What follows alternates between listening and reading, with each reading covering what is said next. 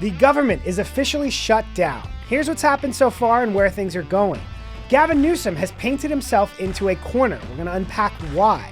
And a top professor is out of the job after praising the death of Charlie Kirk. All of that and so much more today on 10 Minute Drill. Everybody get up, get up. The story of America is the story of an adventure. I can hear you. The rest of the world hears you. We are a nation under God, and I believe God intended for us to be free. Tuesday night at midnight, the government officially shut down after Senate Democrats voted against a bill to keep the government open. 3 Democrats, reading the tea leaves of the politics on this situation, voted with Republicans. But a war of words has ensued. First, here are a few Democrats letting the cat out of the bag about their plans. We got to make sure Americans have the health care that they need. And if that means we got to shut this government down, so be it. But aren't Democrats demanding health care for illegal aliens?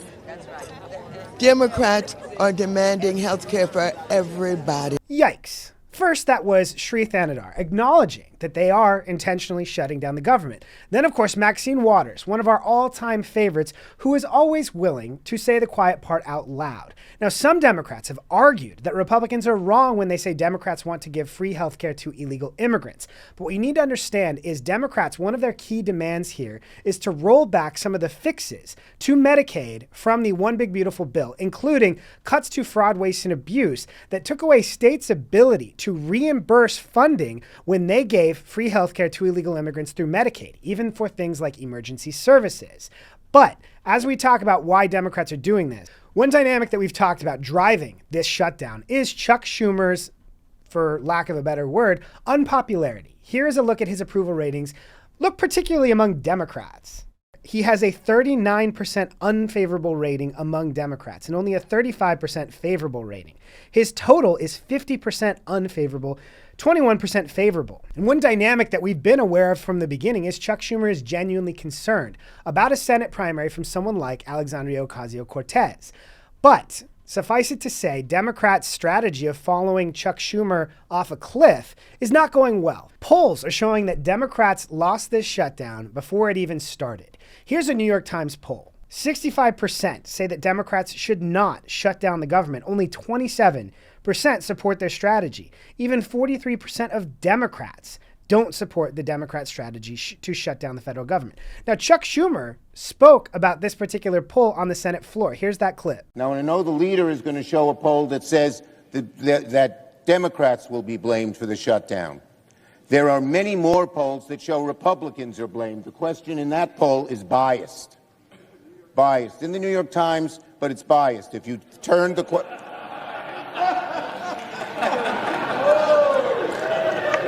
That laughter is pretty amazing. I have worked in the Senate for a long time, and I don't know if I ever heard the chamber erupt in laughter that vociferously before.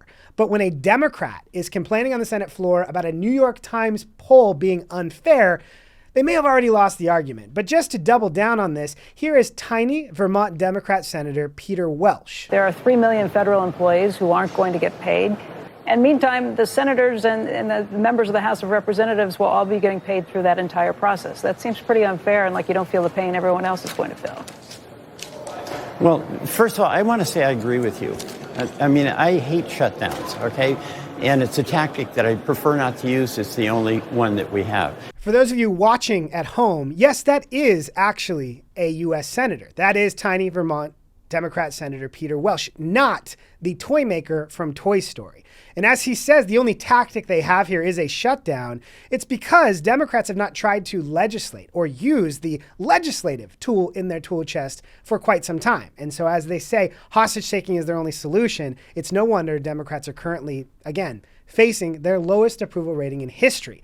But just to put a finer point on it, here is the Washington Post editorial board. As shutdown begins, progressive Democrats imitate the Freedom Caucus. The left might have just forced Democratic leaders to walk into a trap laid by President Trump. Left-wing Democrats, like the Freedom Caucus before them, enter this shutdown in a position of weakness. President Trump and his budget director, Russell Vought, have extraordinary authority to choose which agencies to close, what spending to prioritize, and even what government workers to lay off.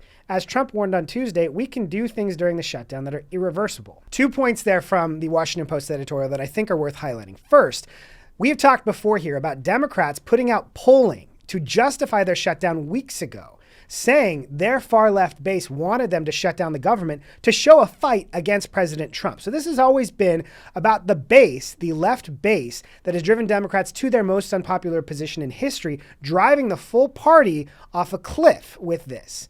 The second part of this that is really important is what we talked about on Tuesday.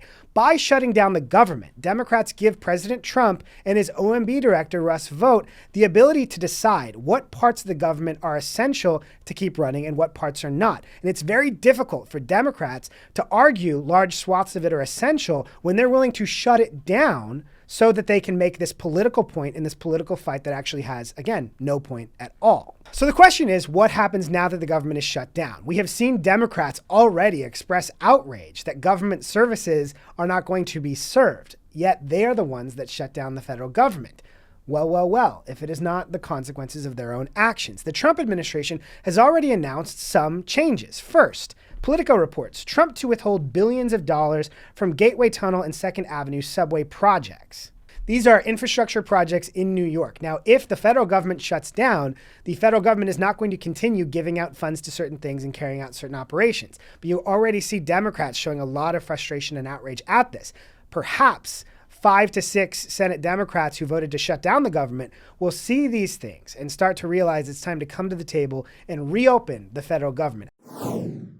Bloomberg reported this week, Newsom courts big oil as gas prices threaten political ambitions. Now, we've talked before about Gavin Newsom's anti-energy policies chasing out energy suppliers. In particular, 2 major refineries shut down in California, specifically citing the crazy regulations that California has in place that make it more difficult for them to do business, but also California's numerous lawsuits against oil and gas companies. So 2 refineries have left the state. And consequences of Gavin's own actions, reports followed. This from the New York Times. California's high gas prices could climb further as refineries close.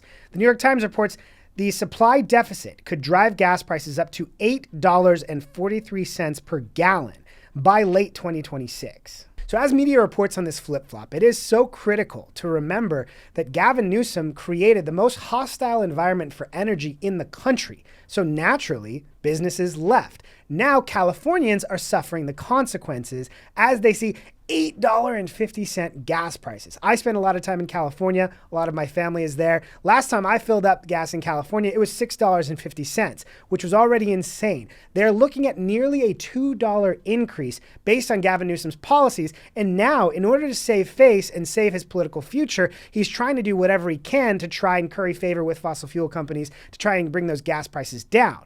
But people should remember how fickle he is on this issue. Consumer protection organization Consumers Research is out with a new campaign yesterday focused on insurance giant Chubb. Chubb Insurance is totally woke.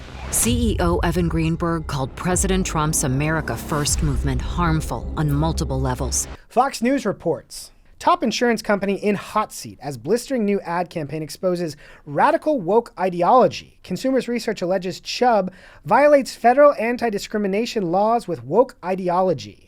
Consumers Research and Executive Director Will Hild have taken particular exception with Chubb CEO Evan Greenberg's fight against President Trump's America First policies and the conservative positions on things like keeping men out of women's bathrooms and things like that. In the wake of the Charlie Kirk assassination, one dynamic that we talked about here on 10-Minute Drill was how jarring it was to see so many, particularly in academia, seemingly celebrate a political assassination, an act of domestic terrorism. One person that we talked about was University of Pennsylvania's Michael Mann. Well, Michael Mann just announced on Tuesday that he was stepping down from his administrative role at the University of Pennsylvania. UPenn provost resigns after boosting social media post likening Charlie Kirk to Hitler Youth. Mann, who will remain a professor at the Ivy League University, has courted controversy with a series of public outbursts in recent months. One way that Mann attempted to defend himself was to say that it was an accident that he reposted what he did about Charlie and Hitler Youth. But a review of his social media history shows that he has called Republicans Hitler, Nazis, and fascists for several years. Additionally, he is also a disgraced discredited climate scientist. So we will watch and see as UPenn continues to juggle keeping him on their staff as a professor.